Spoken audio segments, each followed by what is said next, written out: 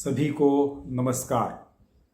अपने चित्तौड़ प्रांत ने एक बहुत सुंदर आयोजन किया, पंचयज्ञ से परम वैभव। इस विषय को लेकर ई शिविर आयोजित किया। 2 दिन हमने बहुत श्रेष्ठ ऐसे अपने महानुभावों से बहुत सुंदर सुंदर विचार सुने हैं। तो मुझे अभी और अधिक बताने के लिए कुछ बचा ही नहीं है। उन्हीं बातों को बार बार याद करना और उसको अपने जीवन व्यवहार में लाना, अपने परिवार का एक उदाहरण बन जाए उन बातों को लेकर, तो भी काम हो जाएगा। लेकिन मुझे सूचना मिली है, इसलिए इस ई शिविर के समापन के सत्र में आपसे कुछ संवाद करने की इच्छा है। बचपन में मैंने एक गीत सुना था, उसके बोल थे, चंदन है इस देश की माटी, तपोभूमि हर ग्राम है, हर बाला देवी की प्रतिमा, बच्चा बच्चा राम है। कवि आगे कहता है, जहां सिंह बन गए खिलौने, गाय जहां मां प्यारी है। तो अपने भारतवर्ष का इतिहास का स्मरण इस छोटे से गीत की पंक्तियों द्वारा कराया जाता है। इसमें जो सिंह बन गए खिलौने जो है, उसकी कहानी हम सबको पता है। अपने देश को जो भारत नाम मिला है, तो इतिहास में 3 भरत हुए हैं। शकुंतला और राजा दुष्यंत से जो भरत हुआ, उसी ने सिंह के दांत गिने थे, ऐसी कहानी हम सुनते हैं। इतने शूरवीर ऐसे अपने पूर्वज हैं। एक है प्रभु रामचंद्र जी के भाई भरत, और एक है जड़ भरत। कभी समय लेकर अपने बड़े बुजुर्गों से इन तीनों के जीवन चरित्र जरूर सुनना चाहिए। अभी हमारा ये जो कुटुंब प्रबोधन का कार्य चलता है, इसमें हम ऐसा कहते हैं कि अपने भारत की जो जीवन मूल्य है, जीवन दृष्टि है, उसके आधार पर जीवन व्यवहार करना है। तो हर नर ने अपने सामने नारायण बनने का लक्ष्य, श्रेष्ठ जीवन में जीऊंगा, ऐसा ध्येय उसके सामने चाहिए। हर नारी ने मैं नारायणी बनूंगी, श्रेष्ठ नारी बनूंगी, एक आदर्श नागरिक के रूप में अपने परिवार से छोटे बालक संस्कार लेकर इस मातृभूमि की सेवा करने वाले, और आगे जाकर जैसे हमारे पूर्वजों ने कहा है, वसुधैव कुटुंबकम, वसुंधरा परिवार हमारा, यानी ये सारा विश्व ही मेरा परिवार है। इस भावना से अपना जीवन चलाना। तो इसलिए एक सुंदर वाक्य हमने प्रचलित किया है, संस्कारित परिवार सुखी परिवार।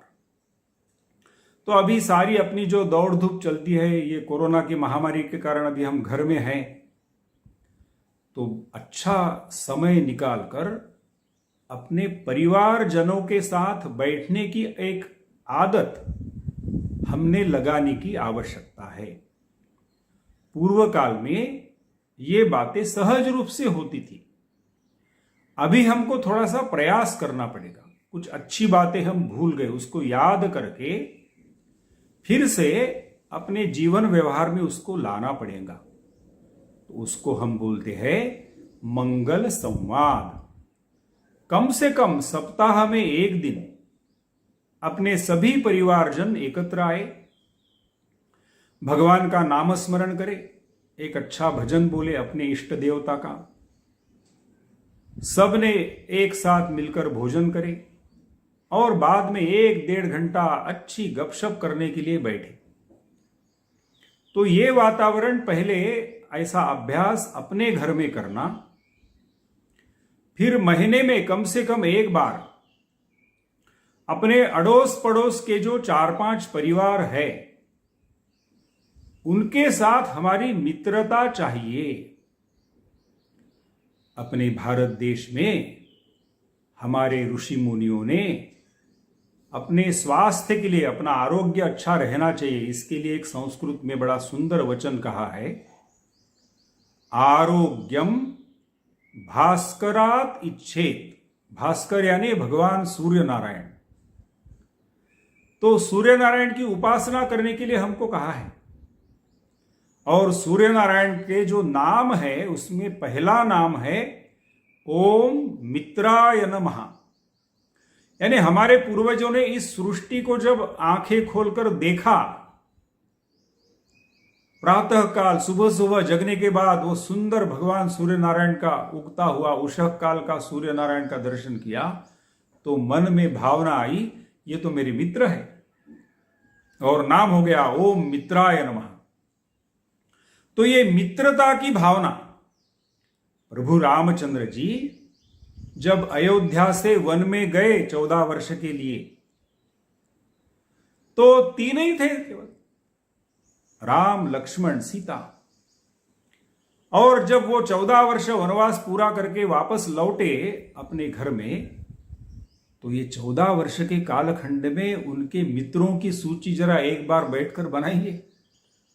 कितने मित्र उन्होंने जोड़े। क्या था उनके पास? कुछ नहीं था। सारा राजमहल, राज वैभव, राजगद्दी छोड़कर जंगल में चले गए थे, वन में चले गए थे, पास में कुछ नहीं। लेकिन कितने मित्रों को उन्होंने जोड़ा। सुग्रीव से लेकर बड़ी सूची है, केवट है, गुह है,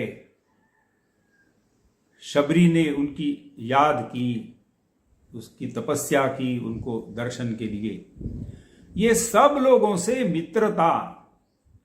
तो हम अपना जो बहुत बड़ा ध्येय है, ये सारा विश्व ही एक परिवार, ऐसा एक विशाल मन, विशाल हृदय हमारा सबका बनाना है हमको।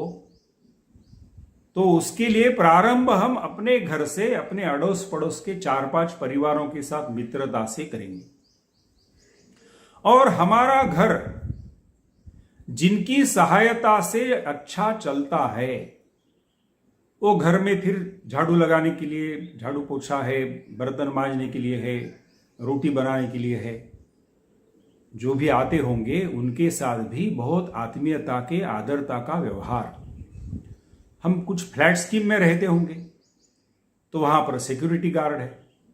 हमारे बच्चे स्कूल वैन से पाठशाला में जाते हैं तो वो स्कूल वैन का ड्राइवर है। हमारे कपड़े को इस्त्री होती है, हम सब्जी लेते हैं। लंबी सूची है हमारी सारी, जो रोटी, कपड़ा, मकान, स्वास्थ्य, शिक्षा, अतिथि सत्कार, ये हर परिवार के मुखिया की जिम्मेदारी है। इनको पूर्ण करने के लिए जो भी सारी सुविधाएं लगती है, वो देने वाले सारे सेवा कर्मी, इनके प्रति आत्मीयता का, आदरता का भाव हमारे परिवार के सब लोगों के मन में निर्माण करना, ये हमारा प्रथम दायित्व बन जाता है। हम भारत के हैं, इसलिए तभी जाकर हम जगत गुरु बनेंगे। एक एक परिवार, ऐसी एक लंबी कड़ी जब बनाएंगे हम, तब जाकर अपने भारत का चित्र बदल जाएगा। मुझे याद आता है मेरे भारत के प्रवास में, मैं बिहार में गया था। अपने भारत के प्रथम राष्ट्रपति डॉक्टर राजेंद्र प्रसाद जी का घर देखने के लिए गया था। जिरादेई नाम का गांव है। उस गांव में उनका बहुत सुंदर घर है। उनके बचपन की एक कहानी है। उनकी मां ने उनके हाथ को एक छोटा सा धागा बांध दिया और उनको कहा, बिहार में छोटे बालक को बाबू बोलते हैं, बाबू अभी ये तेरे को धागा बांध दिया है, अभी गाली गलौज नहीं करना, अच्छी संगत में रहना, तेरे को अच्छी पढ़ाई करके सेहत अच्छी रखते हुए बड़ा बनना है। एक छोटा सा ध्येय उसके सामने रख दिया। अपने राजेंद्र प्रसाद जी जब महामहिम राष्ट्रपति बने इस विशाल भारत देश के, कश्मीर से कन्याकुमारी, कच्छ से कामरूप, ऐसा एक विशाल अपना प्राचीन देश है, तब उन्होंने अपना आत्मकथा लिखी है, ऑटोबायोग्राफी ऑफ राजेंद्र प्रसाद। भारत सरकार ने उसको प्रकाशित किया है। उसमें वो ये कहानी लिखते हैं, और ये कहानी लिखकर वो क्या बोलते हैं कि मां के ये जो संस्कार है, इसका महत्व मुझे कब ध्यान में आया, जब मैं इस भारत देश का राष्ट्रपति बना। मेरे साथ खेलने वाले कोई व्यसनाधीन रहे, कोई और किसी में चले गए, मेरे मां ने मुझे जो संस्कार दिए उसके कारण मैं इतने बड़े पद पर जा सका। भारत माता की सेवा का मुझे सुंदर अवसर प्राप्त हुआ। तो ऐसे हर घर में ये हम जो सप्ताह में एक दिन परिवार के साथ बैठेंगे, उससे अपने मां की ओर से 3 पीढ़ियां, अपने पिताजी की ओर से 3 पीढ़ियां, उनकी कुछ ऐसी अच्छी अच्छी बातें वो अपने नई पीढ़ी को बताते जाना। ये 100-200 साल में अपने भारत का नाम जिन्होंने ऊंचा किया, उनके जीवन के अच्छे अच्छे प्रसंग हम सब के लिए प्रेरणादायी। ऐसे स्वामी विवेकानंद, उनका ये जो वेश है, फेटा उन पहनते हैं, वो अमेरिका में उनका जो पहला फोटो छपा अखबार में, तो वो पहनाने वाले कौन हैं? अपने राजस्थान के राजा अजीत सिंह। उनको ये जो नाम दिया विवेकानंद, ये नाम देने वाले भी उनकी मां नहीं है, ना गुरु रामकृष्ण परमहंस है। ये नाम राजा अजीत सिंह ने दिया है। और क्यों दिया है? तो वो सन्यासी थे, अलग अलग नाम लेते थे, अमेरिका जाने वाले थे, तो बोले अभी आपका एक नाम चाहिए, और आपके व्यक्तित्व में विवेक भी है और आनंद भी है, इसलिए आपका नाम आज से विवेकानंद। मां ने तो नरेंद्र रखा था, सन्यास दीक्षा ली तो और नाम चलते रहे, लेकिन सारी दुनिया उनको विवेकानंद इस नाम से जानती है। हमारे घर में जो भी बालक बालिका जन्म लेगी, उसमें भी ये 2 गुण बहुत आवश्यक है। हमारा जो समाज में व्यवहार चलेगा, घर में व्यवहार चलेगा, वो सारी बातें विवेक युक्त ऐसी करनी चाहिए। क्या करना क्या नहीं करना हमको समझ में आना चाहिए। और हमने सबने सुबह से जगने से लेकर रात्रि सोते तक आनंद के साथ रहना। विवेकानंद जी ने एक जगह लिख के रखा है, खेतड़ी में वो किताब मिलती है, स्वामी विवेकानंद और खेतड़ी। वे वहीं के महाराजा थे, राजा अजीत सिंह। विवेकानंद लिखते हैं, मेरे जीवन में ये जी राजा अजीत सिंह नहीं आते, वो मित्रता के संबंध थे उनके। राजा अजीत सिंह 2 वर्ष से बड़े थे, उनके बहुत अच्छे मित्र थे। तो ये यदि नहीं आते तो मैंने जो भी छोटी मोटी भारत माता की सेवा की है वो मैं नहीं कर सकता था। क्यों लिखा ऐसा? तो ये नरेंद्र के पिताजी की मृत्यु होने के बाद, कलकत्ता में उनका बहुत बड़ी हवेली है, घर है, देखकर आया मैं। लेकिन अपने यहां पर जैसे भाई के संपत्ति के ऊपर से झगड़े होते हैं, वैसे वहां भी चल रहे थे। तो दरिद्रता का एक ऐसा दृश्य था घर में कि पिताजी की आमदनी रुक गई तो 2 समय के लिए भोजन की भी व्यवस्था नहीं। यह बात जब राजा अजीत सिंह को पता चली, तो देखो 125 साल पुरानी बात बता रहा हूं मैं आपको। जब तक माता भुवनेश्वरी जीवित थी, तब तक राजा अजीत सिंह हर महीने 100 रुपया, देखिए जयपुर कहां है और कोलकाता कहां है, हर महीना 100 रुपया माता भुवनेश्वरी के लिए भेजते थे। तो स्वामी विवेकानंद जी आश्वस्त हो गए कि अब मेरी मां भूखी नहीं सोएगी। और फिर उन्होंने अपने भारत माता की सेवा के लिए घर बार छोड़कर संन्यास लेकर ये पूरा समय मानवता के उत्थान के लिए लगाया। ऐसी छोटी छोटी कहानियां अपने घर में बताने का वातावरण हमको करना पड़ेगा और इसलिए स्वाध्याय बढ़ाना पड़ेगा। हम जैसे वर्ष भर में कई प्रकार की वस्तुएं खरीदी करते हैं। अभी हमारा घर का वर्णन यदि करना है तो उसका वर्णन कैसे होगा? तो घर में फ्रिज है, टीवी है, वॉशिंग मशीन है, कई प्रकार के मोबाइल है, हर एक के पास मोबाइल है। तो ये सुविधाएं लीजिए, अपनी आवश्यकताएं पूर्ण होने के बाद ये सुख सुविधाएं लीजिए, लेकिन उसके साथ अपना घर देवालय, विद्यालय, आदरालय, सेवालय ऐसे भावनाओं से भी भरा पूरा ऐसा हमको रखना है। केवल धन कमाना नहीं, संतुलन रखना है। हम जब इस धरती पर जन्म लेते हैं, एक परिवार के साथ जुड़ते हैं, तो हमारे पास देह बल है, बुद्धि बल है, मनोबल है और धन बल है। राजस्थान के लोगों को धन बल की ज्यादा बताने की आवश्यकता नहीं, उन्हीं से सीखना चाहिए धन कैसे कमाना। वो तो 5 लेकर 50 बनाते हैं। देह बल की भी बहुत चर्चा करने की जरूरत नहीं, अपने 2 दिन के व्याख्यान में हमने सुना है। थोड़ा सा मनोबल और बुद्धि बल की चर्चा अवश्य करेंगे। तो उसके लिए हमने जैसी ये बाकी सारी वस्तुएं हम खरीदी करते हैं, वैसे वर्ष में बहुत अच्छे 1-2 किताबें मेरे घर में मैं खरीदी करूंगा ही करूंगी ही, और उसको पढ़ने का एक वातावरण, स्वभाव उसमें कि पढ़कर अच्छी अच्छी कहानियां बताना।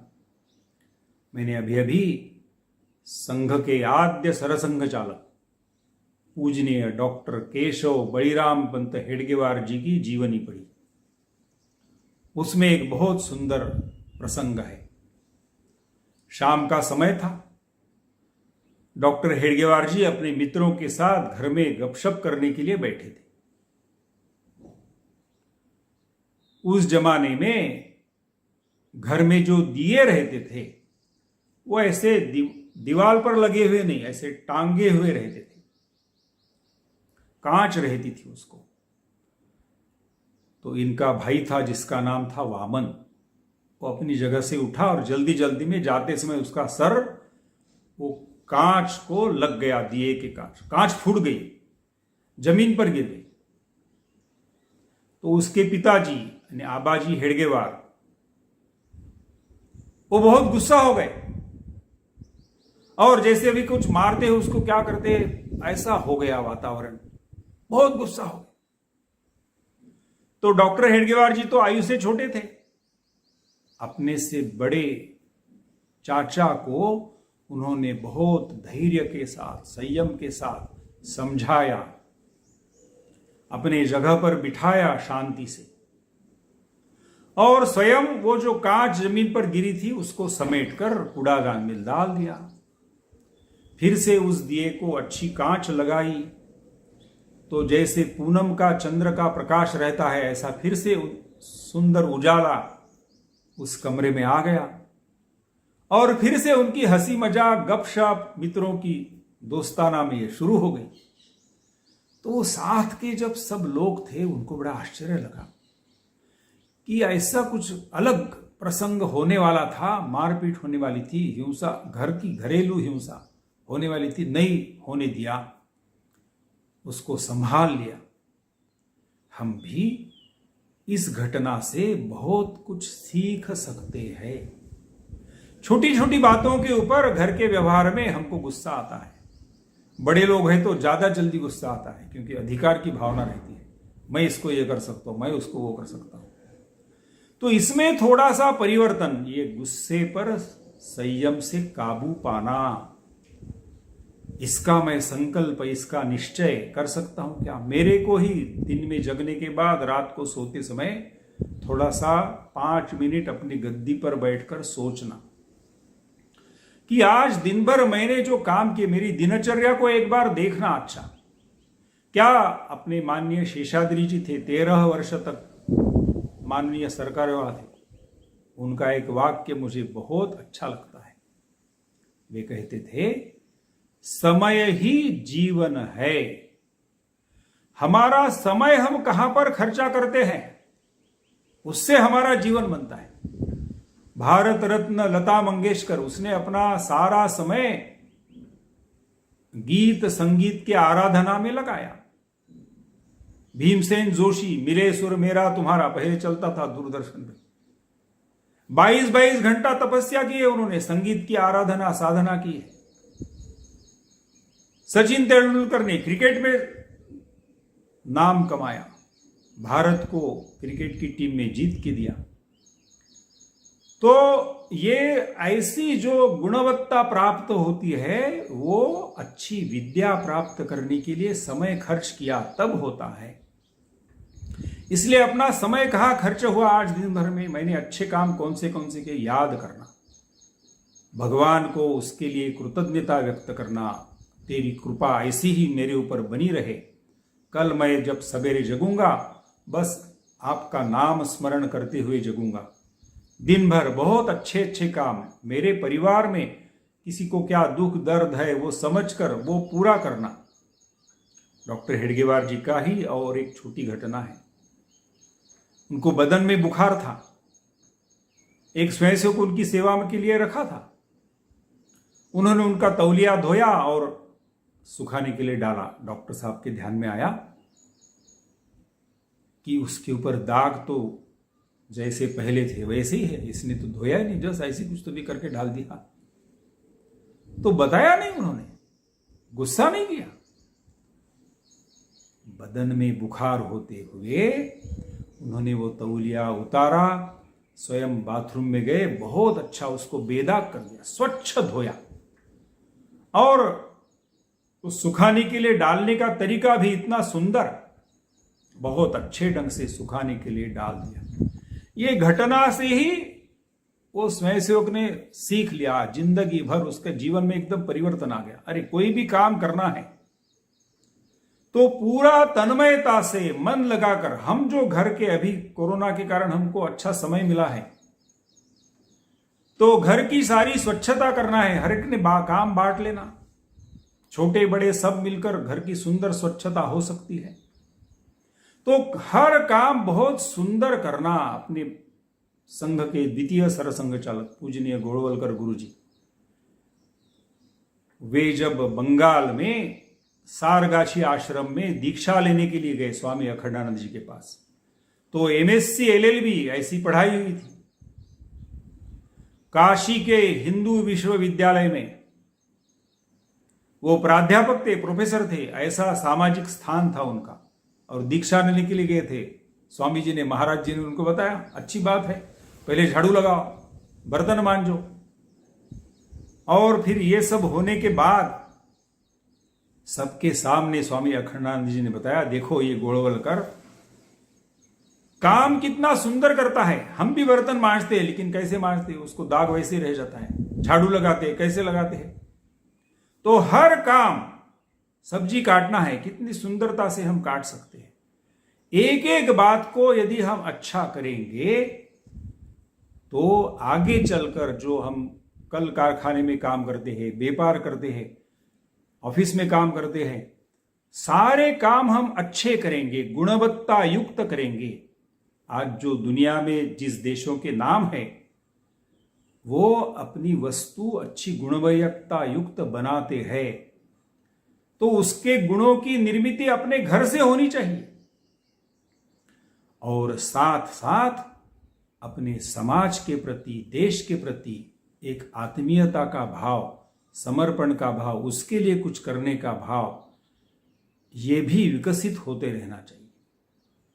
डॉक्टर अब्दुल कलाम जी को एक छोटी सी बालिका ने प्रश्न पूछा, मुझे देशभक्त बनना है, मैं क्या करूं?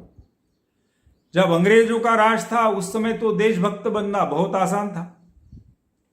हाथ में बम ले लो, हाथ में बंदूक ले लो, क्रांतिकारक बन जाओ, बहुत सहजता से।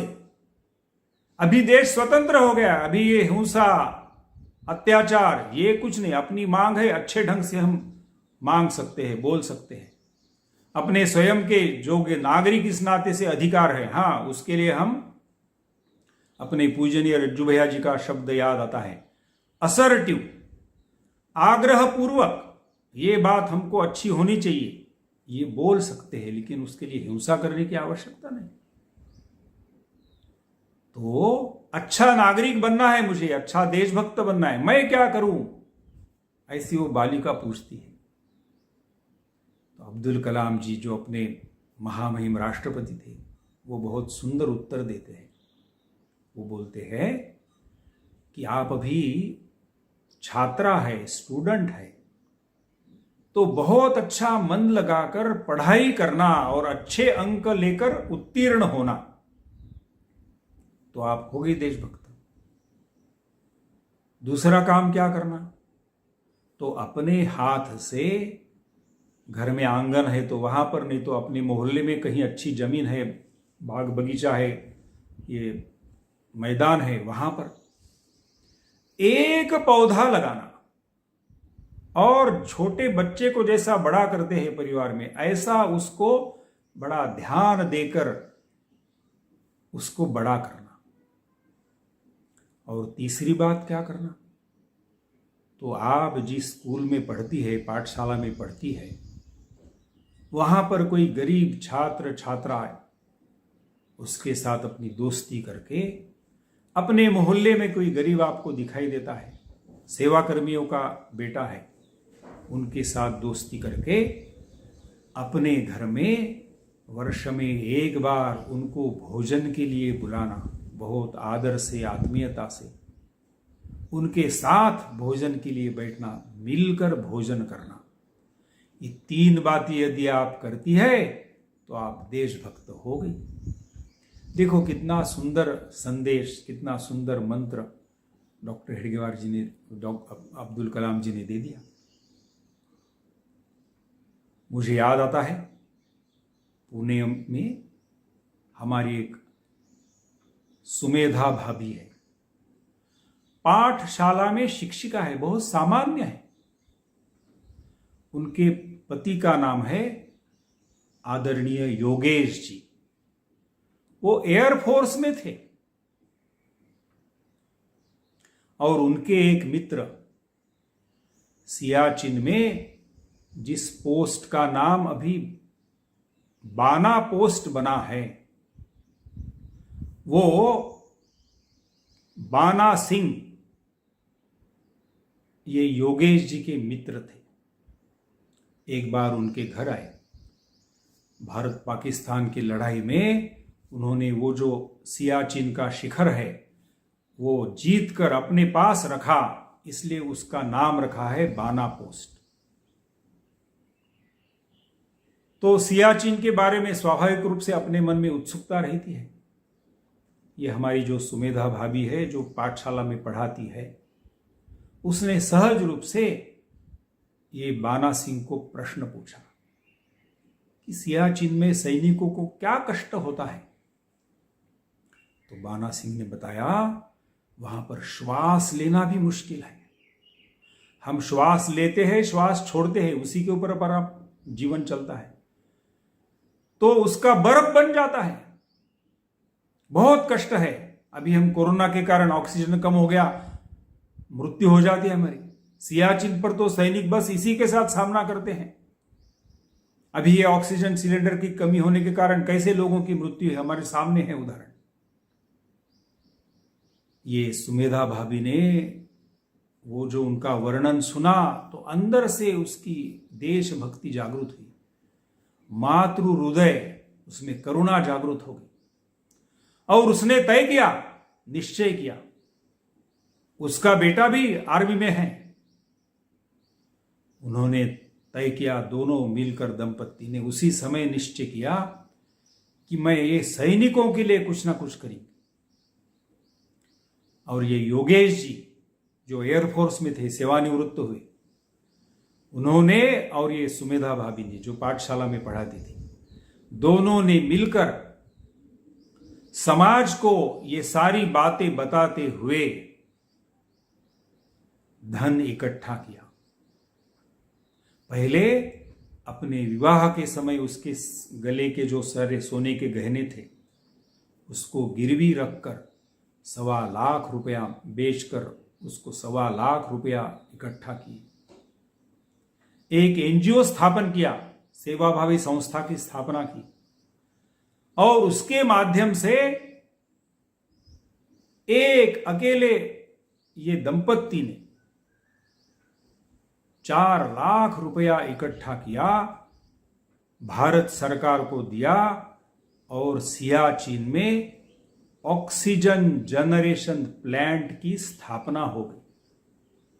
तो एक सामान्य व्यक्ति अपने देश समाज के जो भी सारी ऐसी समस्याएं हैं वो समझकर मैं इसके लिए क्या कर सकता हूं, तन मन धन पूर्वक, ये अपने परिवार के सब लोगों की उसकी मानसिकता ये तैयार कर सकते हैं। नागपुर का एक बालक मेरे को याद है, 10वीं की परीक्षा में मेरिट में उत्तीर्ण हो गया। तो उसके परिवार के लोगों ने, चाचा है, बुआ है, उन्होंने, मौसी है, उन्होंने उसको कुछ धन दिया। बस्ती के लोगों ने भी 100 रुपये, 200 रुपये, 500 रुपये उसका कौतुक किया। बहुत अच्छा, उस बस्ती का पहला वो मेरिट में वो आया, सबको आनंद आया। उसी समय नागपुर में पंडित दीनदयाल उपाध्याय के नाम से एक संस्था चलती है, बाल जगत नाम से, बच्चों के लिए।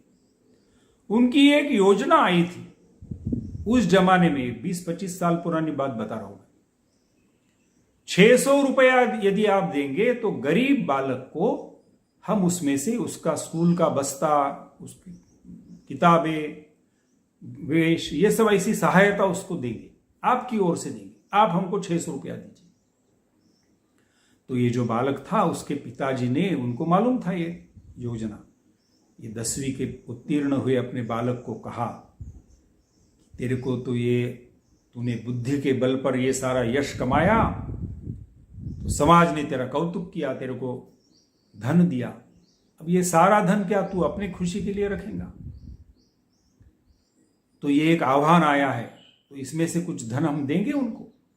तो बहुत सहजता से, आनंद के साथ उसने उस जमाने में वो 600 रुपया, 20 साल पुरानी बात बता रहा हूं, वो दे दिया उसने।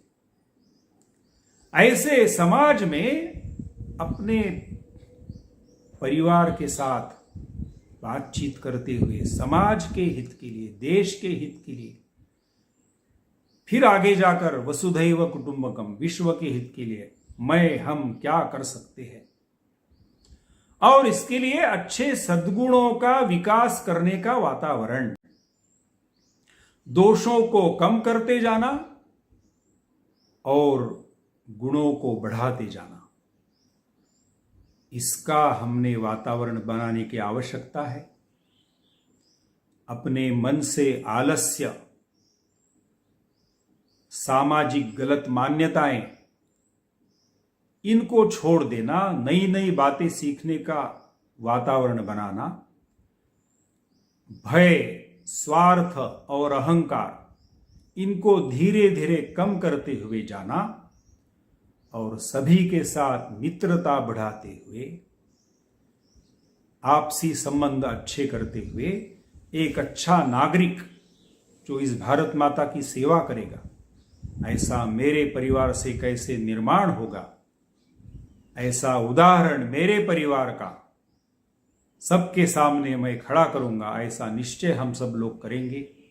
इतना ही आह्वान करते हुए मेरे वाणी को विराम देता हूं। नमस्कार। सर्वे भवन्तु सुखिनः, सर्वे सन्तु निरामयाः, सर्वे भद्राणि पश्यन्तु, मा कश्चित् दुःखभाग् भवेत्। ओम शांति शांति शांति।